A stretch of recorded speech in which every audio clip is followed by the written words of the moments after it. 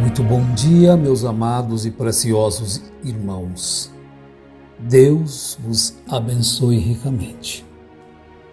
Conhecendo a Jesus. Bem, suas características. Então nós descobrimos que Jesus, ele era impecável. Ele tinha a impecabilidade, a infalibilidade.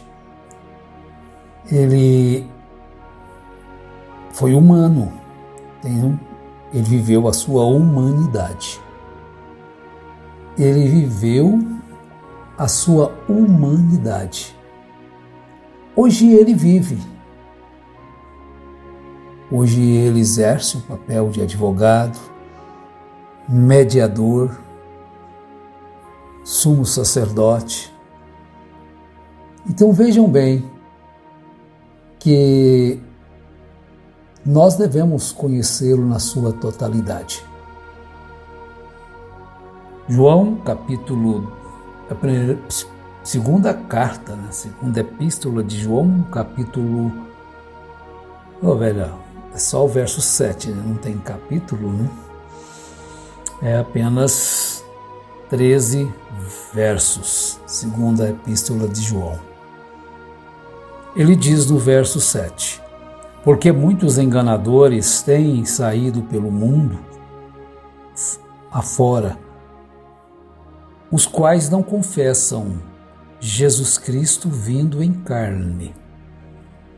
Assim é o enganador e o anticristo.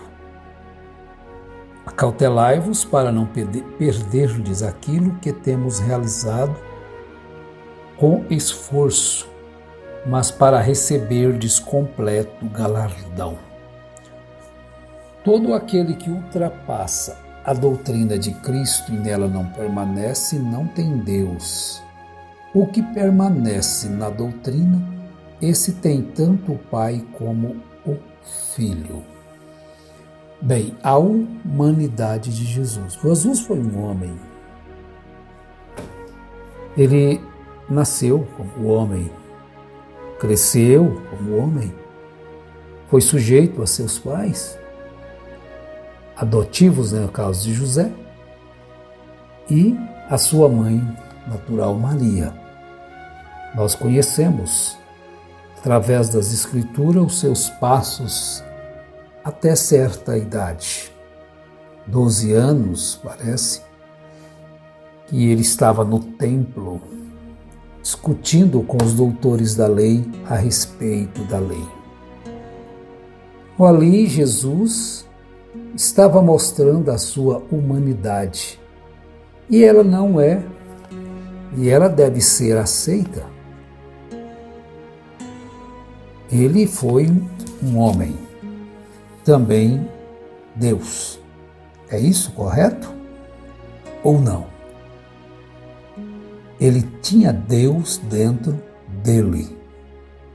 Quando a própria Escritura, Jesus citando, vós sois deuses.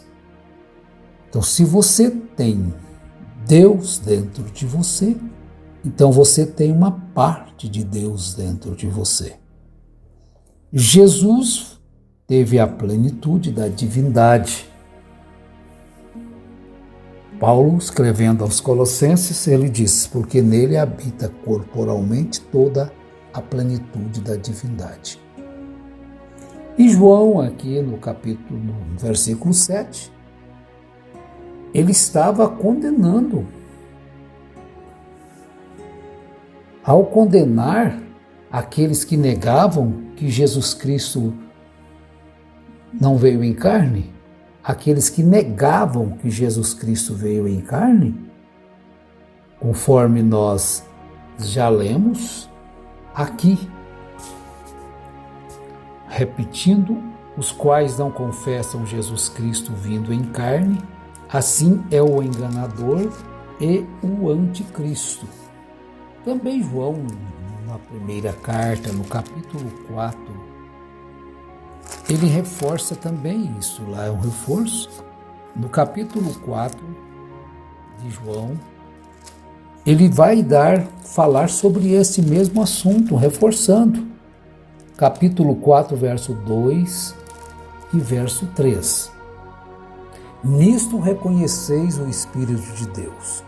Todo espírito que confessa que Jesus Cristo veio em carne é de Deus. E todo espírito que não confessa a Jesus não procede de Deus. Pelo contrário, este é o espírito do anticristo, a respeito do qual tendes ouvido que vem e presentemente já está no mundo.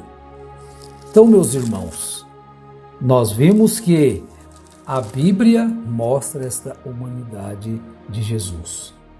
E João tinha por seu objetivo os mestres que substituíam a encarnação pela ideia de que Jesus era um ser sobrenatural e não era humano, que apenas parecia humano, mas que realmente apenas era assim na aparência, um mensageiro que não podia morrer pelos pecados.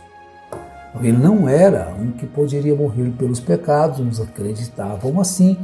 Ele não tinha vindo em carne, mas é o engano. Jesus, na verdade, veio em carne. Ele se manifestou em carne. E ele, para morrer, teve que morrer como homem. Eles queriam substituir isso. Ele apenas parecia humano.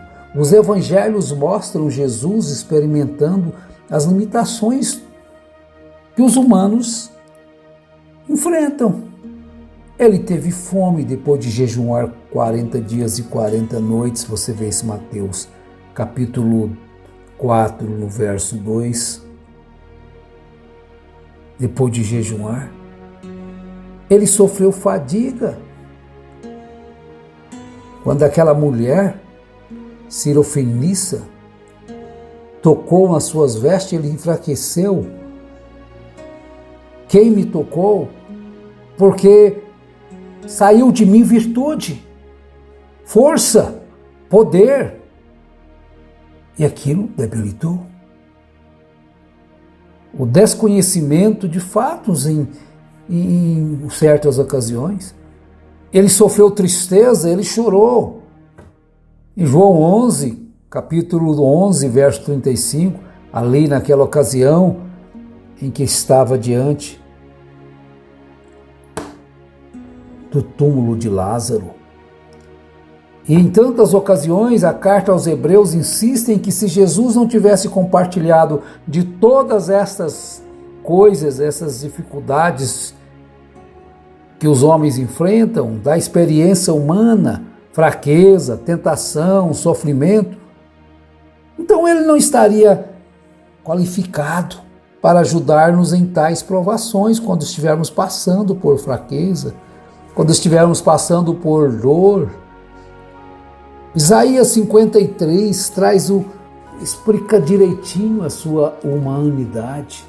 Então, quando nós estivermos passando por momentos de dificuldades, de dores, de angústia, de desprezo, olha, Jesus já passou por isso. Isso anima-nos, isso encoraja-nos, isso reforça a nossa fé. Então Isaías escreveu, dizendo: era desprezado e o mais rejeitado entre os homens, homem de dores, que sabe o que é padecer. Como um de quem os homens escondem o rosto, era desprezado e dele não fizemos caso. Mas certamente ele tomou sobre si as nossas enfermidades e as nossas dores levou sobre si, e nós o reputávamos por aflito, ferido de Deus e oprimido. Mas ele foi traspassado pelas nossas transgressões e moído pelas nossas iniquidades. O castigo que nos traz a paz estava sobre ele, e pelas suas pisaduras fomos sarados. Vejam bem as Escrituras relatando aquele homem, que andou ali pelas praias da Galileia.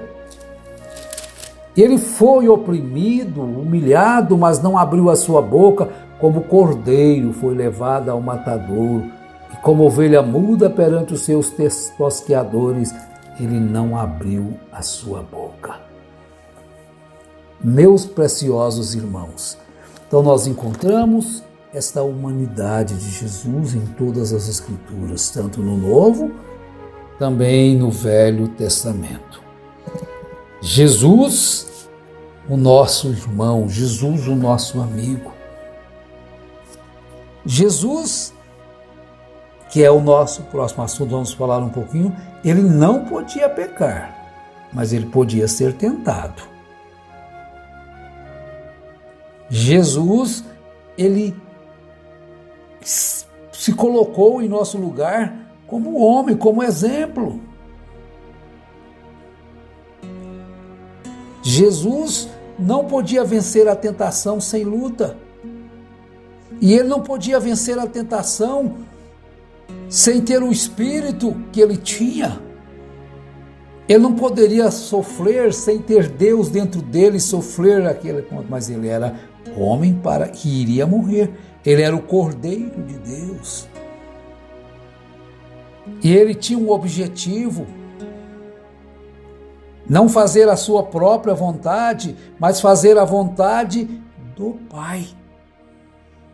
Ele tinha esse objetivo consigo e ele lutava para cumprir todo o desígnio de Deus a respeito dele.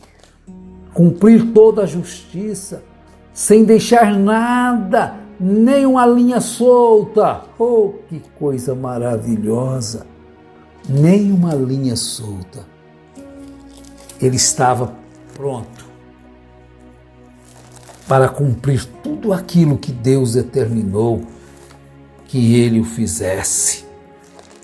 Então ele foi um ser humano obediente. Ele era sujeito a Maria e a José. Assim diz a Bíblia, Lucas capítulo 2, verso 52. Ele era sujeito àquilo e ao Pai para cumprir o seu ministério na íntegra. Então Jesus diz em João capítulo 5, verso 19, então lhes falou Jesus, em verdade vos digo que o Filho nada pode fazer de si mesmo, senão somente aquilo que vir fazer o Pai.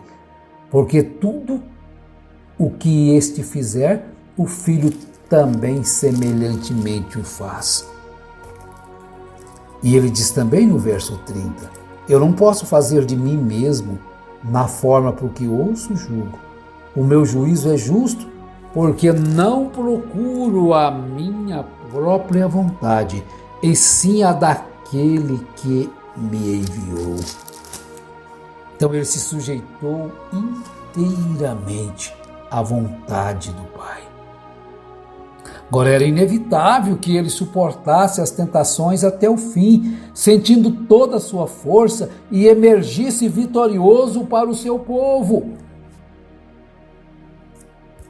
Eu dou a minha vida para me torná-la a ter outra vez.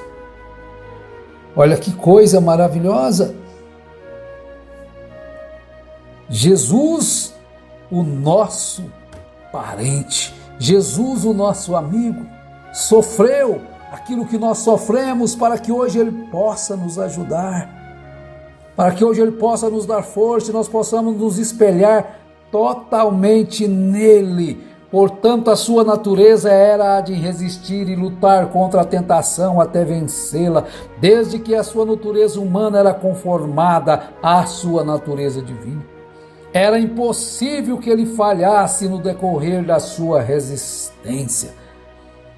Era, sim, inevitável que ele suportasse as tentações até o fim, sentindo toda a sua força, a força da tentação, e emergisse vitorioso para o seu povo. Aquilo que ocorreu no Getsêmani.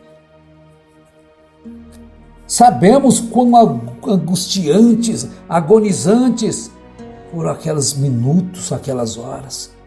Agudas e agonizantes foram as suas lutas. Mas tem uma coisa, meus irmãos. Ele venceu por mim, venceu por ti, venceu por nós. E o resultado feliz para nós, o resultado feliz para você, meu irmão, para você, minha irmã, o resultado feliz para nós é que naquilo que ele mesmo sofreu, tendo sido tentado, ele é poderoso. Para quê? Para nos acusar?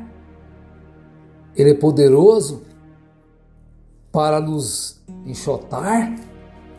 Ele é poderoso para socorrer os que são tentados. Hebreus capítulo 2, no verso 18. Pois naquilo que ele mesmo sofreu, tendo sido tentado, é poderoso para socorrer os que são tentados. Oh, maravilha!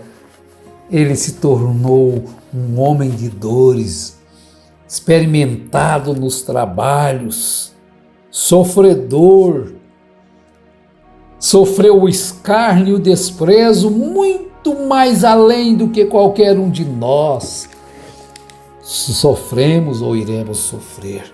Mas ele resistiu à tentação e a venceu. E hoje ele vive em nós, vive em mim, vive em você. Então nós podemos, como ele venceu, vencer também. Quando você estiver sendo tentado, quando você estiver sendo injuriado, lembre-se deste verso 18 de Hebreus capítulo 2. Pois naquilo que ele mesmo sofreu, tendo sido tentado, é poderoso para socorrer os que são tentados. Deus nos abençoe, em nome de Jesus Cristo. Amém.